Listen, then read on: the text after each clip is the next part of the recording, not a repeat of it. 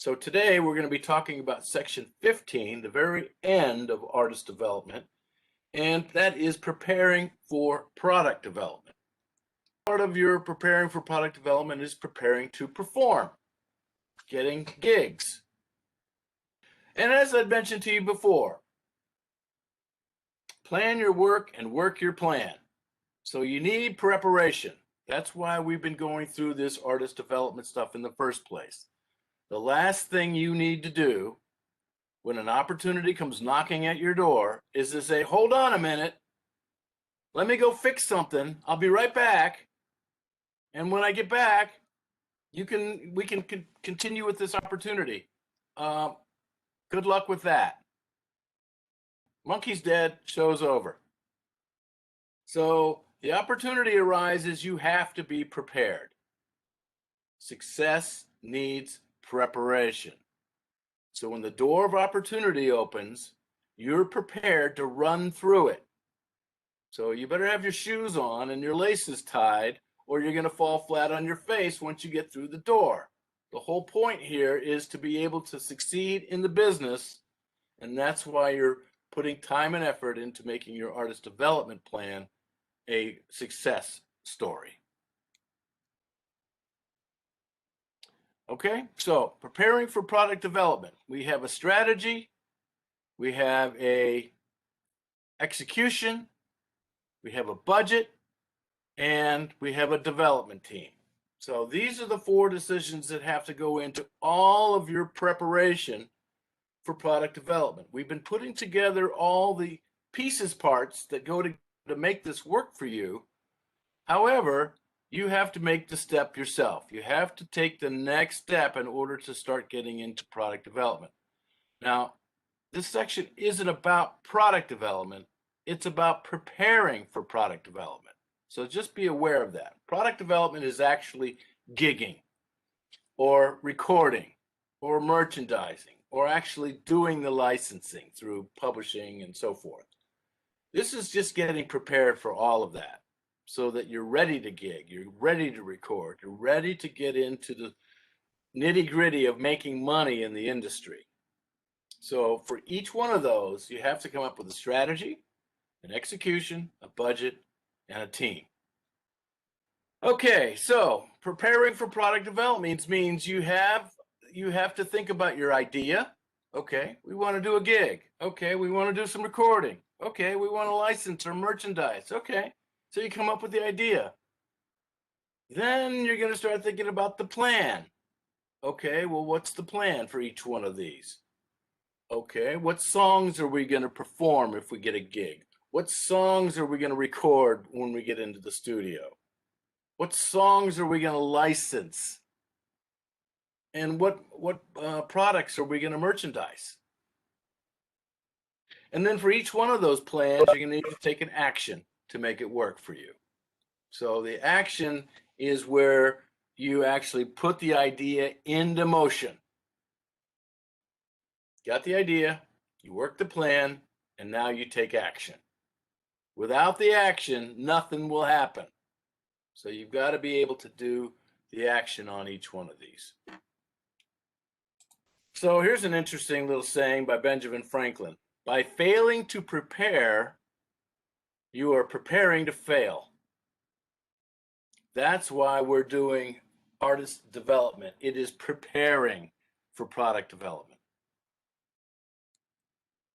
So we're going to be thinking about this as we go through these steps. Prepping for product development. Taking your profits, looking at your losses, buying certain things in order to make things happen, selling certain things to make things profits for yourself, and all these, roll the dice. Okay, so part of your artist development plan, part 15, think about preparing for performing. Okay, this means that you need a set list. You need to know what songs you're going to be able to perform. And certainly you want to rehearse those songs so well that it makes you look like you're having fun on stage. You don't want to get on stage and look like you're struggling. The audience will feel that, the audience will sense that, and they won't enjoy themselves. You've got to get on stage and look like it's no big deal. You're up there performing and having fun doing it. If you're having fun on stage, the audience will have fun watching you. So what you need to do is just to rehearse so well that you can perform without really thinking about it. You're up and you are having a good time on stage, and the audience will react. So what songs are you going to perform? Okay, well, maybe you're doing some cover songs. All right, that's fine. Maybe you're doing all originals. Okay, that's fine too. Maybe you're doing a combination of them both. All right, well, that works. But it's your choice. What songs are you going to perform? Now, what you need to do is to think about how long you can perform before you run out of songs. If you've got 15 minutes worth of material, that's fine. But just make sure that you're not selling it as a half an hour's worth of material or 1 hour, or certainly not an all-night gig. So things to think about. How long of a gig is it going to be, and can you perform material in that amount of time? Some artists have an unbelievable amount of catalog. Newer artists don't. And then the artists that know how to improvise and jam onto their songs can lengthen the song out a little bit longer. They can jam on the song for 10 minutes or so and draw out a little bit longer length in their performance. But these are things that have to be considered when you're preparing for performing. What songs are you willing to do? Now, I've seen artists do this.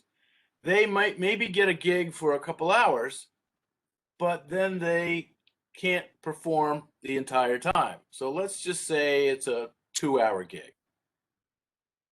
All right, that's fine. Maybe the artist has, let's just say, a half an hour's worth of material, and they have a 2-hour gig.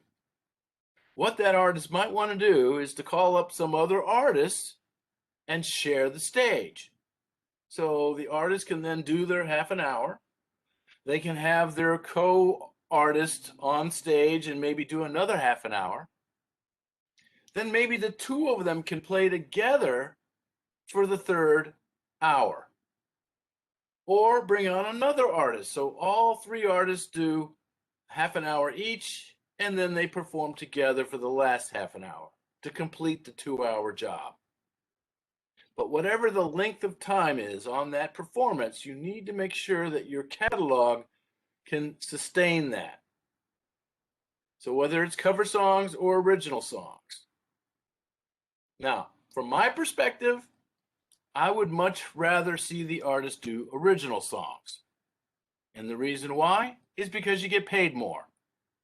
How do you get paid more? Well, you get paid that active income for going to the stage and performing songs. Okay, you get paid for the gig. Let's just say you make $100. Okay, great, made $100. However, the songs that were used under their PRO at that venue, you can let your PRO know that those songs were used under that license on that date, and your PRO will pay the songwriter, meaning you, not the performer, meaning you, but the songwriter, meaning you, for the use of those songs under that license. So you get paid as a performer and you get paid as a songwriter. 2 paychecks. 2 different organizations are paying you. One of them is the talent buyer and the promoter, which might be a venue like a nightclub or a coffee shop. Excuse me. The second might be your PRO. So that means in addition to receiving an active income for the performance, you also get paid a passive income for the use of your songs at that venue. Thirdly, record the gig. Now, it doesn't mean it's going to be a good quality recording. Hopefully it will be. And if you plan accordingly, yes, it very well could be, especially if you're well rehearsed. Now, you take that recording and you do some tweaking with it, boosting certain parts of it. Maybe it's multi-tracked, or maybe you want to lay down some other vocals later on top of it. These are things that you can do with a recording, and now you can release it as product. We're going to talk about recording in just a moment, but part of recording can be done with performing. So when you're performing on stage, you can record on stage to make that work for you. Okay, so things to think about when you're preparing to perform. In addition to that, where are you going to perform? If you're going to perform at a nightclub, okay. If you're going to perform at a coffee shop, at an arena, at a theater, there's lots of different places that you can perform, and there's various ways of making money. So one spot that a lot of artists use is one realm of music is busking. So busking is when you go and open up your guitar case or your violin case or whatever, and you play on the sidewalk, and people come by and listen to your music and throw $1 or $5 or whatever kind of money they want to into your case. That's called busking. And there's lots of different types of buskers out there. You guys might be familiar with the sax man. Plays "Take Me Out to the Ball Game" on the sidewalk, hoping that someone will come by and put some money into his case.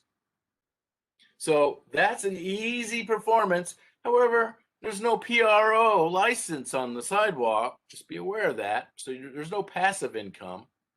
It's all active income.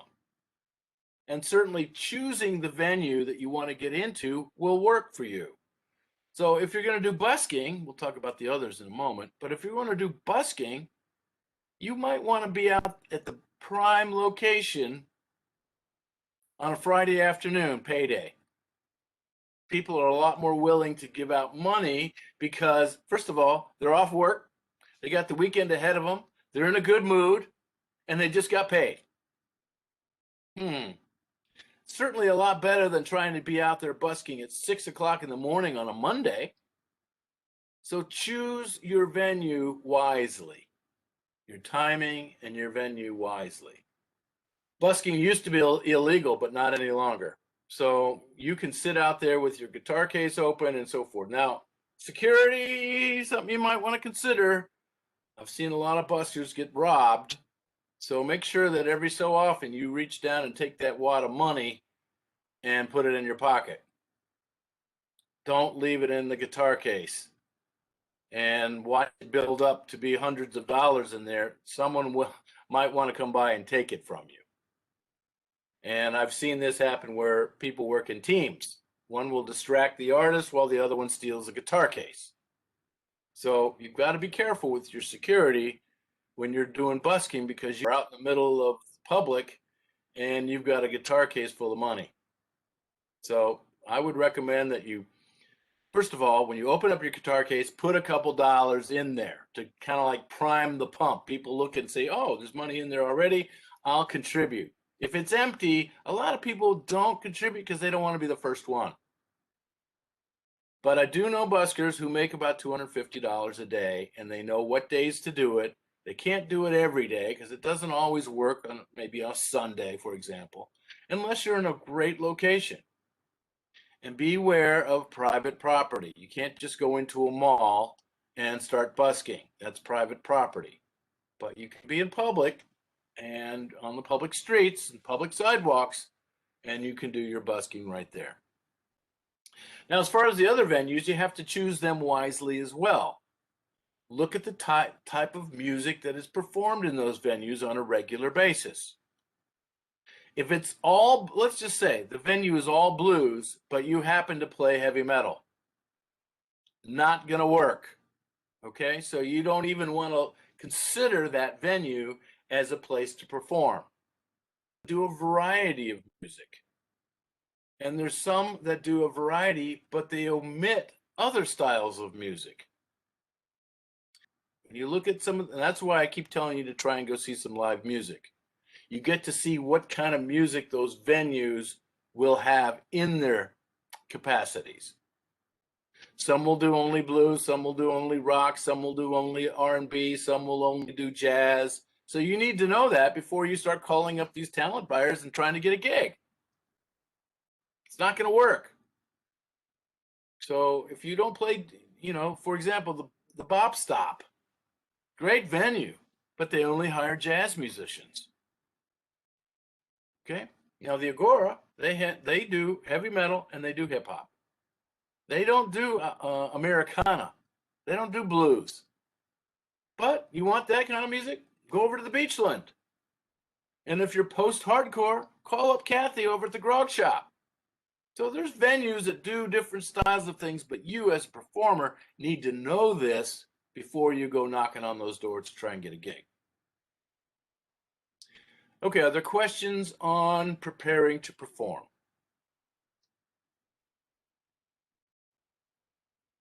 In this part of your artist development plan, I'd like you to say the plan for performing is, and then write out your plan. You can write out your style of music. You can write out the venues that you're trying to approach. You can try and think about performing in multiple cities. It doesn't matter. What's your plan?